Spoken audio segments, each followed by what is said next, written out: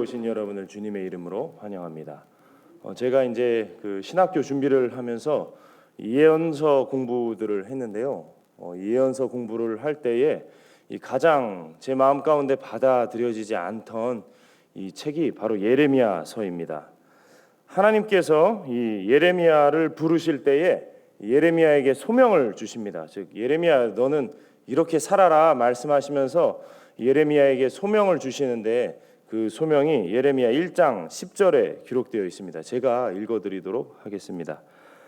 보라, 내가 오늘 너를 여러 나라와 여러 왕국 위에 세워 내가 그것들을 뽑고 파괴하며 파멸하고 넘어뜨리며 건설하고 심게 하였느니라 하시니라. 아멘. 이 읽으면서 저는 이 말씀들이 잘 소화가 되지 않았습니다. 왜냐하면 과연 파멸시키는 하나님이 소멸시키시고 또 파괴하는 하나님이 선한 하나님인가 하는 이 질문이 들었기 때문입니다. 예레미야서를 막 읽다 보면 때때로 제 마음 가운데 슬픔이 찾아오기도 하고 이 우울한 마음이 찾아오기도 했습니다. 아니 하나님이라면 당연히 회복시키셔야 하고 하나님이라면 이렇게 다시 만드셔야 하고 또 구원해 주셔야 하는데 예레미야의 소명에서도 분명히 볼 수 있는 것처럼 하나님께서 파괴시키고 소멸시키고 또 이런 모습들이 많이 나오기 때문입니다. 특별히 이 본문이 저에게 이 우울하게 다가왔던 이유는 제가 그 당시에 이 이별을 겪었기 때문입니다. 이별을 겪어서 이 말씀이 특별히 슬프게 다가왔습니다. 아니 하나님 이 회복시키셔야 하나님이죠. 어떻게 이대로 그냥 두시렵니까? 어떻게 이대로 그냥 하나님의 그 멸망을 선포하시겠습니까? 하나님 이제는 좀 다시 무언가 좋은 일들이 일어나게 해 주십시오. 이런 마음이 그때 제 마음 가운데 정말로 너무나 강력하게 들었었습니다. 예레미야서의 이 우울한 분위기를 조금 상충시키기 위해서 예레미야에서의 굉장히 유명한 말씀들이 많이 있습니다. 제가 읽어드리겠습니다. 29장 11절입니다. 여호와의 말씀이니라 너희를 향한 나의 생각을 내가 아나니 평안이요 재앙이 아니니라 너희에게 미래와 희망을 주는 것이니라. 제가 그 당시 이 말씀 굉장히 강력하게 붙들고 기도를 했습니다. 하나님 그 실패한 연애가 아니겠죠. 결국 돌아오겠죠. 미래에 이 희망을 주신다고 하셨으니까 하나님께서 희망을 주시겠죠 하면서 이 말씀 굉장히 강력하게 붙들었습니다. 지금 조리원에서 제 아내가 보고 있지 않겠죠? 이 희망을 굉장히 꿈꿨었습니다. 예레미야 33장 3절입니다. 너는 내게 부르짖으라 내가 내게 응답하겠고 내가 알지 못하는 크고 은밀한 일을 내게 보이리라. 이 말씀 붙잡고 굉장히 부르짖었습니다. 하나님 내가 생각하는 좋은 일이 일어나게 하여 주십시오. 내가 생각하는 크고 은밀한 일, 내가 생각하는 내가 좋다고 생각하는 그 기적을 보기 원합니다. 이렇게 간절하게 기도했었습니다. 진짜 이대로 끝일까? 진짜 이대로 끝일까? 망할 듯 하다가 결국에는 회복시켜 주시지 않을까 하는 기대가 제 마음 가운데 있었습니다. 그러나 이런 우리 마음 속에 있는 은연중의 기대는 오늘 우리가 함께 읽은 이 52장에 이르러서 완전히 무너지게 됩니다. 어전 사령관 느부사라단이 예루살렘에 도착합니다. 이 어전 사령관이라는 것은 왕의 경호실장입니다. 지금 예루살렘이 이미 다 망해버렸지 않습니까? 예루살렘 뭐 남아 있습니까? 그냥 툭 치면 무너질 성인데 왕의 경호실장이 자신의 특수부대들 막 영화 보면 막 특수부대들 다 검은 옷 입고 막 다다다다닥 움직이는 그 모든 것을 파괴하는 특수부대가 예루살렘에 도착합니다. 이것은 무슨 뜻이냐 하면요, 압도적인 힘으로 작은 희망이라도 있다면 그것 다 짓밟아 버리겠다 하는 강력한 의지의 표현입니다. 완전히 파괴시키고 완전히 파멸시키는 하나님의 뜻이 이루어지는 현장인 것입니다. 제가 전에 청소년부 사역을 할 때 청소년들에게 이런 설교를 한 적이 있습니다. 한 학생이 있었고 그 친구들이 있었는데 그 친구들은 다 여자친구가 있었다. 그래서 그 학생이 하나님께 날마다 기도했어. 하나님, 너무 힘들고 너무 외로워요. 저에게도 여자친구를 주세요. 여자친구를 주세요. 이렇게 기도를 했어. 그래서 어떻게 됐는지 알아? 그 학생은 결국 하나님과 사귀게 되었어. 이 말을 했을 때 학생들 반응이 아직도 기억이 납니다. 헐. 이 설교의 결론을 듣자마자 학생들 중에 아무도 설교에 관심을 갖지 않는 것입니다. 다 고개를 숙이고 스마트폰을 하기 시작합니다. 여러분 어떻습니까? 이 이야기가 그냥 재미있는 이야기로만 끝나지 않는 이유는 이 학생들의 모습이나 또 저의 모습이 굉장히 비슷하기 때문입니다. 우리 안에 이 난임이 무너지지 않습니다. 하나님, 나는 이 주님 말고 여자친구를 주십시오. 주님 말고 다른 거 주십시오. 내가 생각하는 나의 삶의 구원이라고 하는 그것을 주십시오. 내가 추구하는 것, 그것이 구원입니다라고 외치는 우리 마음 가운데 이 난임이 절대로 무너지지 않기 때문입니다. 난임은 나의 목자시니 정말로 난임을 나의 목자로 삼고 이 난임이 원하는 것이 내 삶의 푸른 초장이고 내 삶의 구원이라고 너무나 강력하게 우리의 마음이 외치고 있기 때문입니다. 오늘 본문의 13절과 14절입니다. 저희 이 난임의 결과가 어떻게 되는지 함께 읽어보도록 하겠습니다. 시작. 여호와의 성전과 왕궁을 불사르고 예루살렘의 모든 집과 고관들의 집까지 불살랐으며 사령관을 따르는 갈대아 사람의 모든 군대가 예루살렘 사면 성벽을 헐었더라. 아멘. 예. 그 사면 이 성벽이 그때 뭐 이렇게 좀 구실을 하고 있었을까요?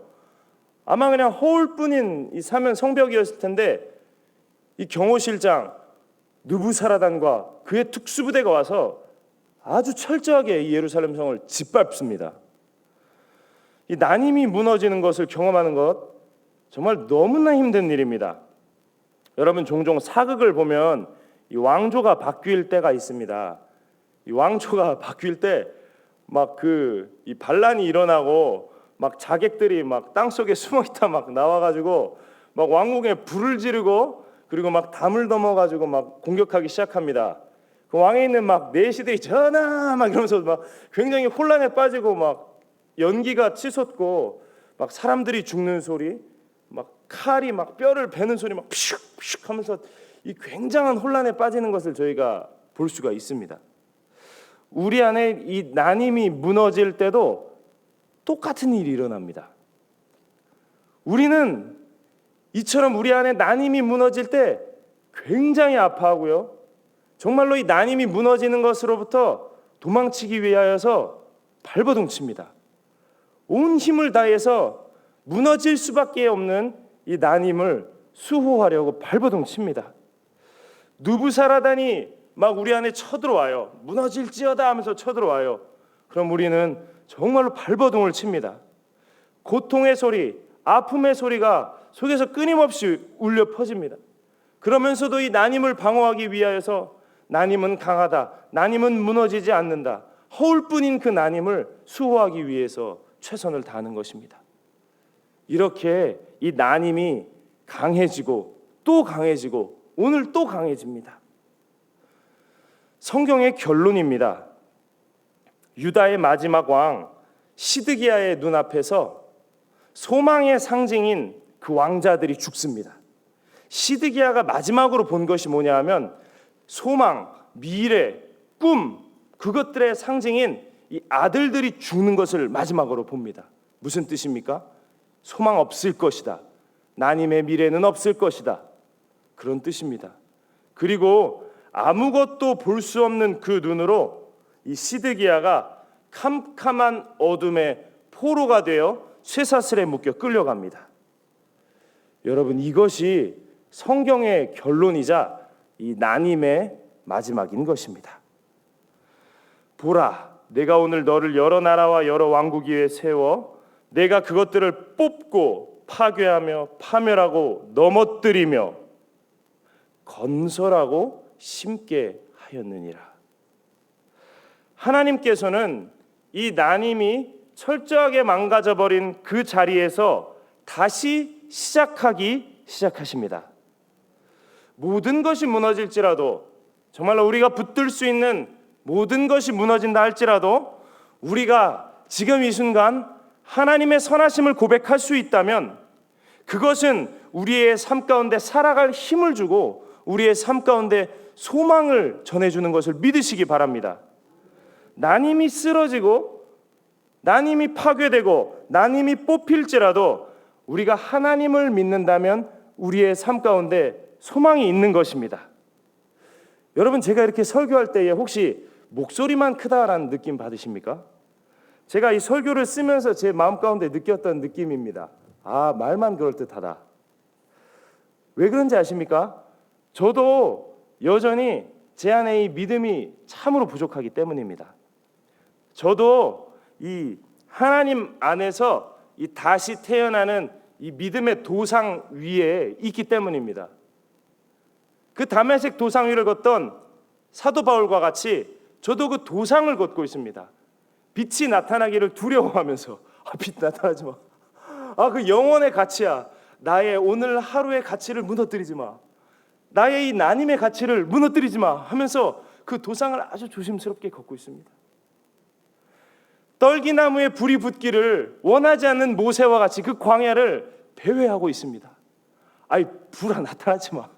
태울 거면 그냥 다 태우고 사라지던가.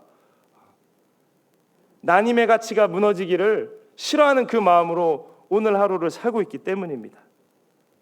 그러나 제가 전한 이것이 모양만 있는 소리라 할지라도 이것이 하나님의 말씀임을 믿으시기 바랍니다. 나님은 무너집니다. 나님은 결국 나이를 먹습니다. 나님은 아무리 애를 써도 죽을 힘을 다해 노력한다고 할지라도 그곳에 소망이 없습니다. 두 눈을 잃고 바벨론에게 끌려가는 시드기야 왕과 같은 것입니다. 그렇기 때문에 많은 사람들에게 나이듦은 절망입니다. 우리가 늙어가는 것은 불쾌한 것이고 도망치고 싶은 것입니다. 사람들은 이 나님은 죽음으로부터 계속 도망치려 하나 결국에 어떻게 됩니까? 죽음에 삼켜져 버립니다.